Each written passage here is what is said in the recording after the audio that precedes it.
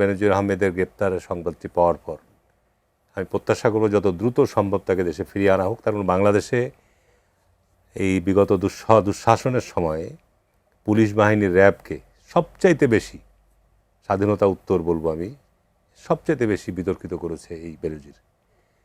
এই পুলিশ বাহিনীকে দিয়ে গুম করানো, পুলিশ বাহিনীকে দিয়ে বিচারপতি হত্যাকাণ্ড সংগঠিত করা, র্যাবকে দিয়ে এই সমস্ত অপকর্ম করা হচ্ছে সেই।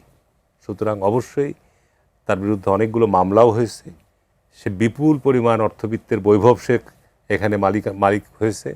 সুতরাং আমাদের রাষ্ট্রীয় পর্যায় থেকে তাকে গ্রেপ্তারের জন্য আপনার রেড অ্যালার্ট জারি করা হয়েছিল এবং আমি বলবো যে এক্ষেত্রে সরকার সফল হয়েছে। আজকে যত দ্রুত সম্ভব যে সেখানে আরও বাংলাদেশ থেকে দেশে নিয়ে এসে বিচারের মুখোমুখি করা, এটি সবচেয়ে আমার বড় প্রত্যাশা থাকবে। আচ্ছা।